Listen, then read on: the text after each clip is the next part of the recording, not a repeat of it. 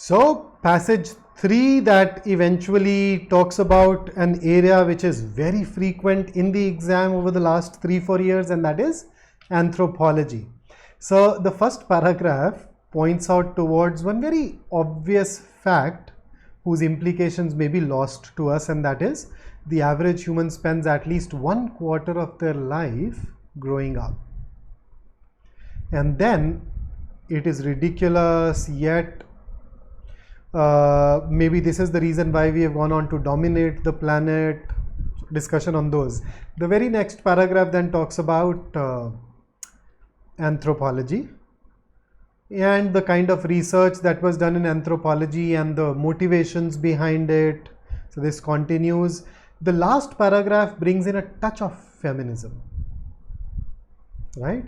So as usual, women were not exactly at the forefront of science, but then when they came in, they brought in a really nice perspective. So they did interesting research. The topic of the research was not the evolution of man. The topic was the evolution of humans.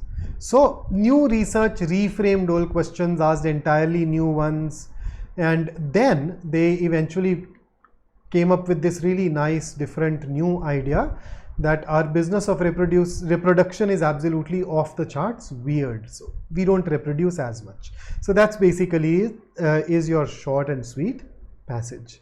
And let's dive into the questions based on this. So question number 9. What opinion did the writer have about the classical or traditional anthropological studies done mostly by men? So let's see. A, the writer deemed the studies to be defective because they emphasized too much on natural laws? No. He accused them of ignoring women as capable of engaging in science, but their studies have not been labeled defective, so A can be ruled out. Least of all on the basis of their focus on natural laws. B, the writer thought they were too naive and rudimentary as they overlooked reproduction. Let me take you to the last paragraph once again. Have a look at somewhere in the middle. So look at this, that there might be more drivers to our evolutionary history than the simplistic models that had come before. So the models that had come before were the ones that were created by men. So their models have been called simplistic. And if I look at option B, when you use words like naive, rudimentary, yes, they are essentially synonyms of simplistic, and the reason of calling them simplistic was overlooking reproduction. So this is consistent with the passage. This can be our answer. Let's have a look at C. The writer thought they were biased against the considerations of women and children. No, they did not thought of women as much of scientists. So it's not that they did not consider them. Okay, and yet another assumption was that whatever is true for men must also have been true for women. They were not biased against as such, so can be eliminated. D, the writer thought they were erroneous in nature as they focused on cultures, not mentioned anywhere at all. So B is indeed the best answer choice for us. So question number 9, B it is. And with that, let's dive into question number 10. Which one of the following statements is a valid argument about the emergence of women anthropologists? Let's see. So I'm sure the answer has to come from the last paragraph, because that is where the women anthropologists are mentioned. So the writer welcomed their emergence, yes, as they did not try to find universal truths in anything. This is something which is not mentioned in the last paragraph. First half was right. B, women anthropologists debunked most of the earlier anthropological theories. Nope. They did not debunk anything. They brought in new things to focus on. Should I take you back to the relevant part? Let me. So this is what they did.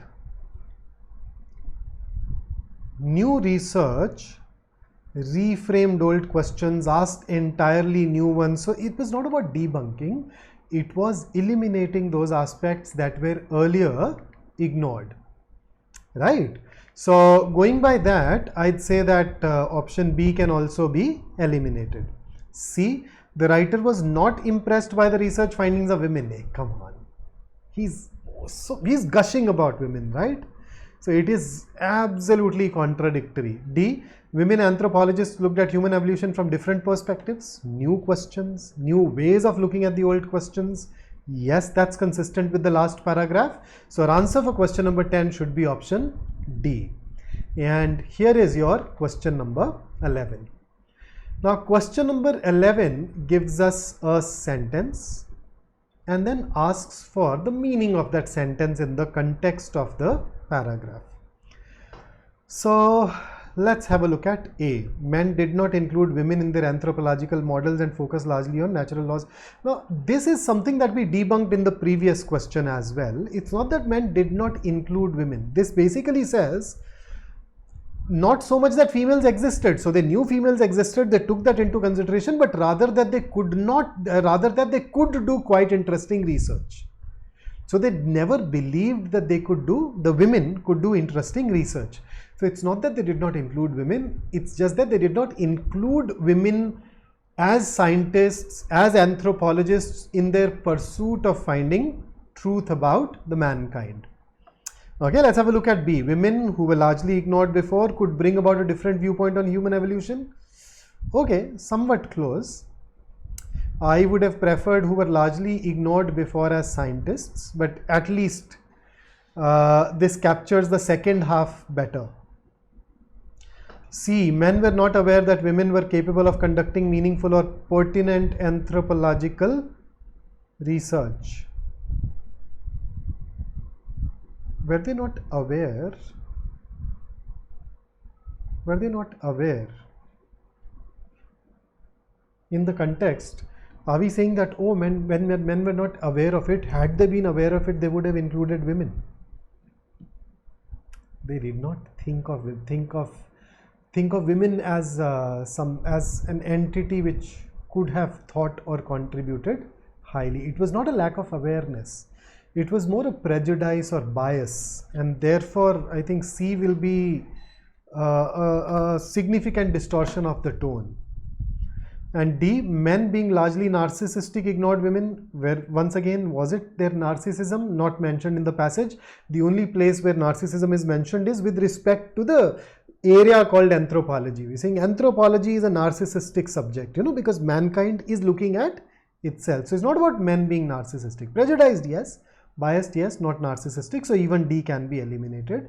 So the best answer for question number 11 for us is option B. And with that, let's dive into the last question based on the passage. Question number 12.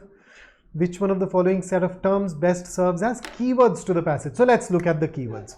The very first paragraph talked about the fact that humans take almost 1/4 of their life to grow, which is ridiculously high, but perhaps it gives us some evolutionary benefits.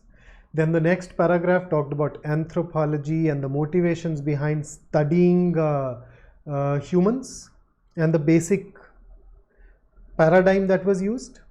And then the third paragraph talks about women anthropologists and the fresh perspective that they have brought in. So if I look at it, A does not get the answer, does not get the sequence right. Moreover, primates is definitely not a keyword. B, okay, this is fine. But then, when I look at this is fine. Let's see. C, anthropology, narcissism, nah, that's not a keyword. Natural laws were support, not a keyword. Women anthropologists are not even mentioned. Let's remove it. So A and C are definitely gone.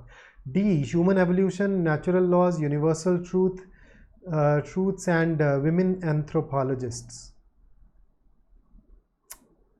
They are not even mentioning anthropology, right? Only women anthropologists towards the end. So I think B is better, right? It talks about women anthropologists, reproduction, anthropology, and the first paragraph also links growth with evolutionary benefits. So this is still better. Although I would have personally preferred something like the evolutionary benefit of slow growth.